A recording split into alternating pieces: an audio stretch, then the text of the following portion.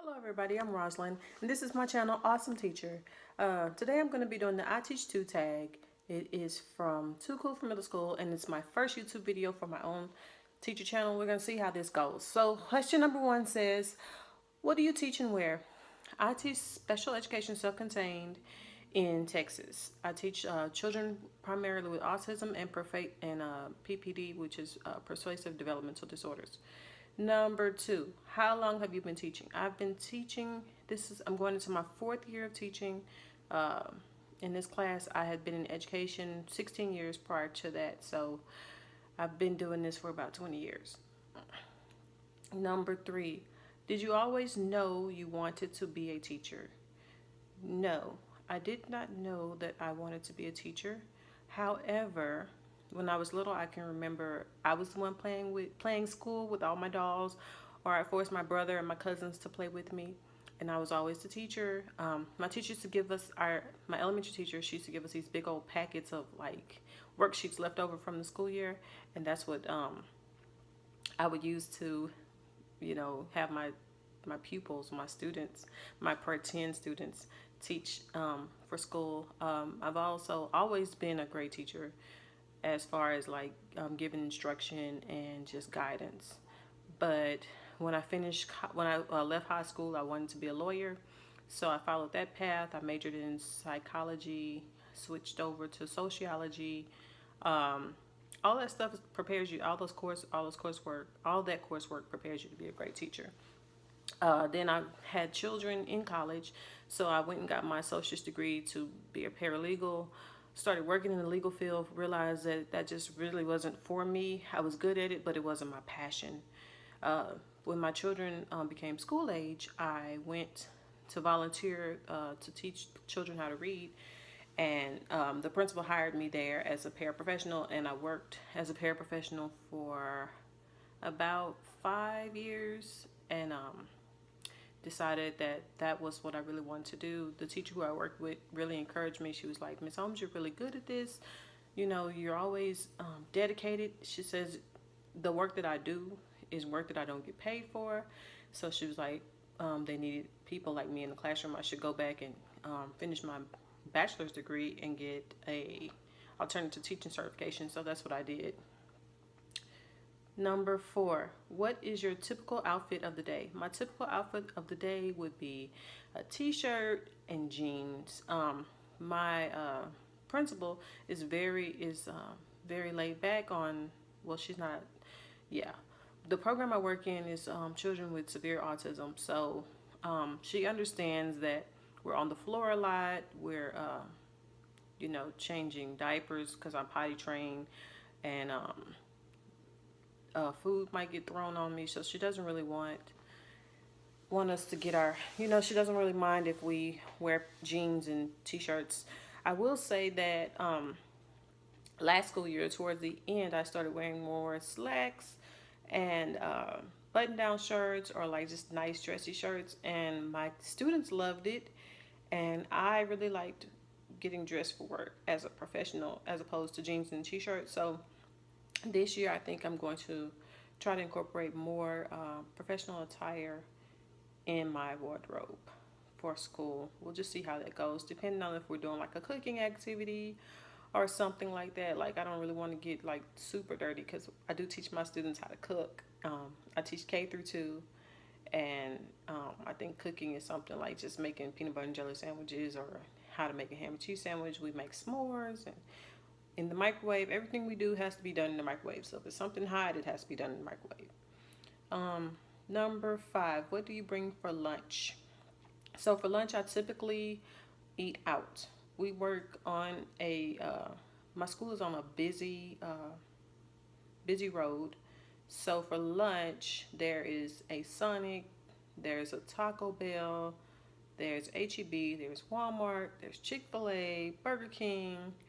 There's just about every restaurant on this strip within a 5-minute drive. So I would jump in my car, drive, go get some fast food, come back, scarf it down, and be there for my students. I did try leftovers and bringing in frozen meals, which was really good and quite economical. So I think I'm going to do that this year. just bring in more leftovers and more frozen meals from home. And I save a little bit of time. That 5 minute drive there, the time it takes me to order and come back, it's like 15 minutes. And that's 15 minutes I could be actually eating in my classroom and just having that downtime to just sigh for the rest of the day. Number 6, favorite books on teaching. My favorite book on teaching is Taming the Data Monster. It's by Christine Reeve. So I like this book because I can pick it up. It's an easy read. I read it from cover to cover like 3 times already in like a month's time span over, just over a school year. I got it last, did I get it last school year? Maybe I got it year before last. Not quite sure. But the book has a ton of helpful ideas on how to take data, and because my classroom is so data driven, like I take data on academics, I take data on social skills, I take data on behavior. So it's good to have a go-to with like rubrics and just task analysis and all that stuff, because I live in the world of ABA with kids with autism. So we use a lot of ABA techniques in my classroom. So having something to just flip to when my brain has a fart and like I'm in the middle of a meltdown here, a meltdown there, and I just need to go to something real quick, and that's been a lifesaver. So that's a really good book. Question number 7, what are your favorite teacher movies? My favorite teacher movie is the Marla Collins story. I think it was made in the 1980s. It's about Marva Collins. She started a charter school. First she started a one-room school, and she did it because she believed in kids. And I love the story because I believe in kids. I believe if you set the expectations, they'll rise to the expectation. They will try to reach whatever you set. So even working with students with autism who are nonverbal and or they have limited verbal or complex communication needs is my new go-to phrase. Working with them could be a challenge, but just getting to know them and forming relationships with them is my takeaway from the movie, which is a segue into what I do. So it's a really good movie. You should really watch it if you haven't watched it. And it's starring Cicely Tyson when she was like in her 20s or 30s, and Morgan Freeman when he was in like his 20s or 30s. So it's a really good book. Who was your favorite teacher? Miss Wilson, my 4th grade teacher, was one of my favorite teachers. She really set high expectations. She was really firm, and I grew up in the inner city of Houston, so it was hard to learn in a classroom in school period. And Miss Wilson, the tone she set was, you're gonna learn, you're gonna behave, and we're gonna have fun doing it. So Miss Wilson would be my favorite teacher because she showed me that despite of your economic background, you have a brain. And she would always say, we're going to fluff those dendrites today. And I was like, what's a dendrite? And then she told me it's the part of your brain that every time you learn something new, you boom, it fluffs. So she really was a powerful influence on my life, and she's a powerful influence on the way I teach. And then my high school English teacher, Miss Edwards, who was from Trinidad and Tobago. She always told us that. She would always say that we could achieve whatever we wanted to achieve. We can do whatever we want to do. If we put whatever we make a priority will be a priority.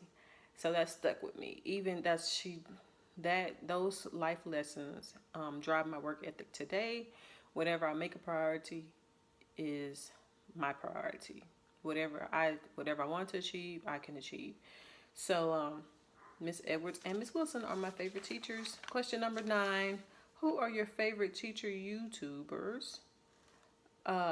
Instagram or bloggers. So my favorite blogger is Christine Reeve. She has a blog. It's called autismnews.com or autismresources.com. Not sure which one, but if you Google autism classroom news or autism resources, you can find her.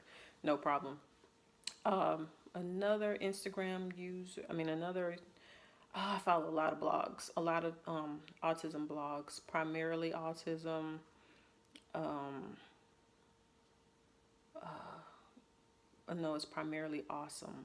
And then Erin Hagley, but I can't remember the name of her blog off the top of my head. Um,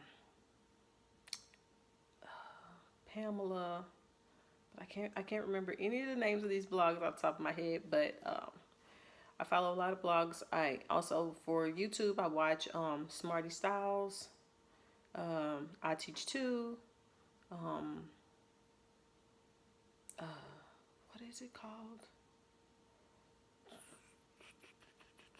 Oh, I don't remember. I knew that was going to happen. I knew I was going to have a brain freeze at this question, so I should have wrote it down. But there's a ton of blogs out there. Um, I follow Rachel, but I don't know. I can't remember the name of her blog either. But she's another self-contained teacher who teaches special education. So I really look at her blog and see what she's going through. She hasn't posted a whole bunch of stuff about teaching, but she does have some good stuff about Weight Watchers, which I was considering doing, and she has a bunch of just life tips. So I like that too. I like to see teachers who live life. But the reason why I wanted to do my own YouTube channel is because there's not a lot of special education self-contained teachers with YouTube channels, and I think that there are people out there that need to hear experiences and see that it's just not all glimmer and gold, because when you first get into teaching, most special education teachers have already been teaching for a long time, and they've got their routines down, and they're boom, boom, boom, boom, boom, and you're like, oh my gosh, I can't do this. But I think having the YouTube channel is going to be fun.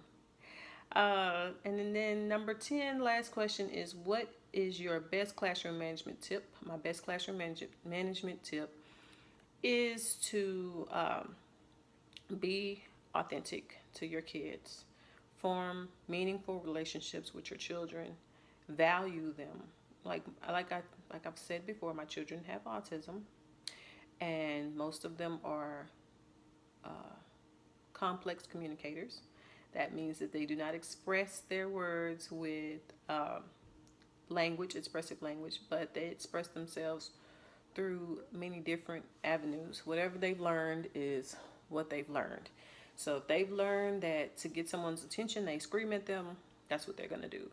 My job as an educator is to teach them a means of communication that's functional and that keeps them from having tantrums, meltdowns, and just going off the deep end. Because once they go have a tantrum because you didn't understand what they were trying to communicate to you, it's hard to get them back there. So build relationships with your kids. Like, I know what they like, or I try to learn what they like. They know me. They know my moods. They know my dispositions. We have a ton of fun. I create experiences with them. I let them know that they're teaching me as much as I'm teaching them. I let them know that they're valued. I let them know that they're loved. I speak a ton of positive stuff into their lives because someone did that for me as a student growing up. So I'm always like, relationships are so important. I also form relationships with the parents. I let them know that it's not the end of the world. Your child has autism, but autism doesn't have your child. We're going to get through this. We're going to work on this. I'm going to give you some tools and some techniques to work with your child. I let them know that, everybody's born with something. Everybody has a quirk. Everybody has something. I know when I was younger, I had all kinds of anxiety. So everybody has something. We just have to work with what we have. So I hope that I answered these questions. Well, I know I answered these questions to the best of my ability. I hope that you continue to watch my channel as it grows. This video was a way for me to get the nervousness off and just try to be myself in front of the camera. I'm not really a person who likes to be in front of the camera, but I'm going to try. my next video is going to be a teacher haul. So if you like this, thumbs up, subscribe to my channel. And this is Rosalind from Awesome Teacher.